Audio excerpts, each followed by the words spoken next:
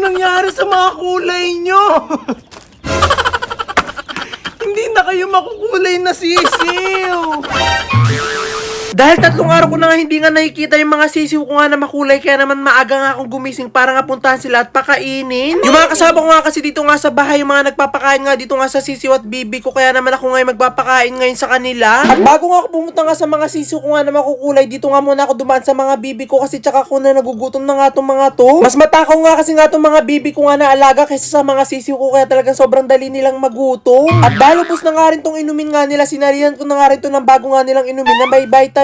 At habang nagsasalin nga ako dito ng inumin nila, talaga sobrang gutom na nga talaga itong mga bibi ko kasi tumatalon na nga sila dito sa kulungan nila. Bago nga kami matulog, talagang pinapakain nga lagi muna na mga kasama ko nga dito nga sa bahay itong mga alaga ko. Kaya nakakapagtaka na gutom sila lagi. Kaya talagang maigi nga na sila nga muna yung inuna ko bago nga sa mga sisiw ko, kasi yung mga sisiw ko hindi naman sila ganito kapag nga may pagkain na nga akong dala. Kahit nga meron pa nga laman nga ilagayin nga nila ng pagkain, talagang nilagyan ko na rin para talagang hindi nga sila maubusan at magutom nga dito sa loob. At dahil natapos na nga akong pakainin nga itong mga bibi ko, pupunta naman nga ako ngayon sa mga sisiw ko kasi tsak nga ako na gutom na nga rin yung mga yun. Aalis na nga sana ako dito pero nalibutan ko nga isara nga yung pintuan itong bahay nga ng mga bibi ko. Pagkatapos ko nga sa mga bibi ko, talagang pumunta na nga ako sa mga sisiw ko at talagang nagulat na nga ako sa mga naging itsura nga nila.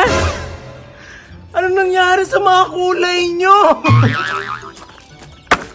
Hindi na kayo makukulay na sisiw. Ano nasa na yung mga kulay nyo? Tignan nyo. Hindi na yung mga pakpak nila, pati yung mga katawan nila. Oh my God, hindi na sila makukulay na sisiw. Paano pag lumaki na sila, mawawala na talaga yung kulay ng sisiw?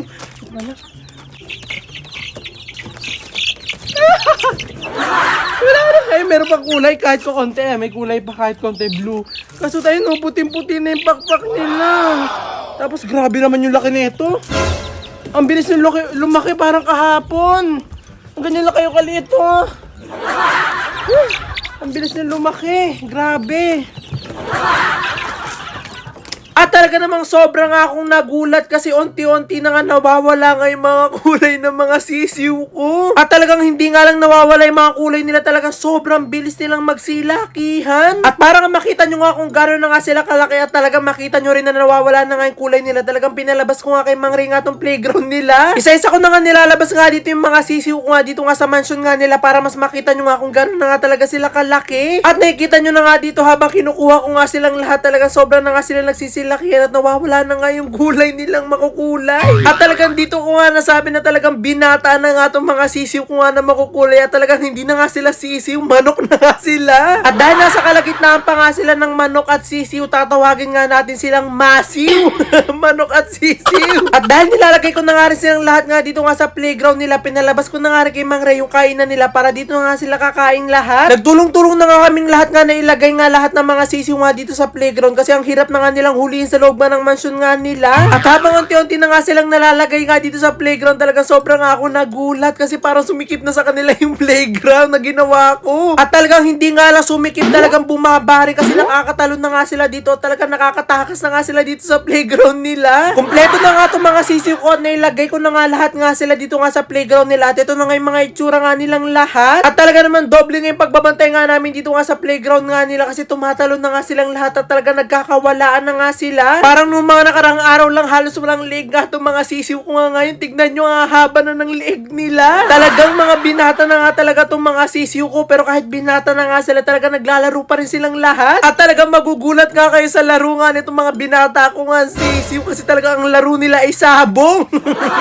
Tawa na nga lang ako ng tawa habang pinapanood ko nga sila nagsasabong kasi tignan nyo, kahit ang liliit pa lang nila, talaga nag-aaway-aaway na nga sila magkakapatid. Comment nyo nga mga kaputi kung ito ba yung mga manok na nilalaban sa mga sabong or hindi kasi talaga nagsasabong talaga silang lahat. At talaga medyo malungkot nga rin ako dito kasi wala man lang kahit isang babae nga sa mga sisiw ko kasi lahat talaga sila lalaki. At talagang totoo nga yung sinabi nga nung nag-comment nga nung nakaraan na wala daw talagang binibenta nga ang babae na mga sisiw nga na makukulay. Talagang lahat daw sila lalaki.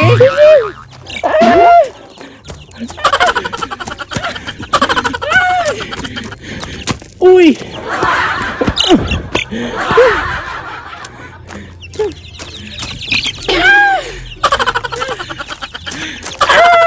Ano ba yan?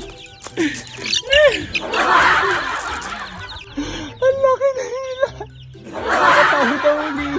At talagang literal nga na nagsisilakyan na sila at mukhang ito na nga yung huli na ilalabas ko nga sila para nga ilaro nga dito sa playground nila kasi ang hirap nga nilang habulin. At habang nandito nga sila muna nga lahat nga dito sa labas, talagang ito na rin ginawa kong pagkakataon para nga linisan nga yung kulungan nga nila or yung mansion nila. At dahil nagsilakyan na nga rito mga masiw ko, talagang sobrang dumi na rin lagi nga nitong mansion nga nila kasi sobrang dami na rin nilang umipot. At talagang makikita nyo naman yun dito kasi kakapalit nga lang netong sahig nga nila nung mga isang araw nga, pero ngayon tignan nyo sobrang dumi na talagang malala. At dahil malalaki na nga rito mga alaga ko nga sisiw, talaga sobrang takaw nga nila kumain kaya talaga nakakailang bili nga kami ng pagkain nila kada 3 araw. Pero ang kapalit nga nito mga ginagawa ko nga sa kanila yung lagi nga nila akong pinapasaya. At pag lagi nga ako merong nga iniisip ko kaya merong nga problema, talagang tinitignan ko nga itong mga alaga ko nga sisiw at bibi, talaga nawawala nga lahat ng yun. At maya nga rin natapos na nga rin namin linisan nga yung mansion nila at kailangan na nga nilang bumalik nga sa kulungan nga nila kasi talaga nagtatalunan sila dito sa playground nila. Buti nga sana kung ang dali-dali lang nila huliin, kaso talaga sobrang hirap nila huliin kapag nakakawala nga sila. At talagang dapat nga may malakas ka nga na tuhod at talagang mabilis ka nga tumakbo kapag nga mag-aalaga ka nitong mga sisiw nga na to. May mga nakikita nga ako nitong mga ganito nga sisiw na hinahabol nga nilang amo nila, pero ako nga talagang tinatakbuhan nila.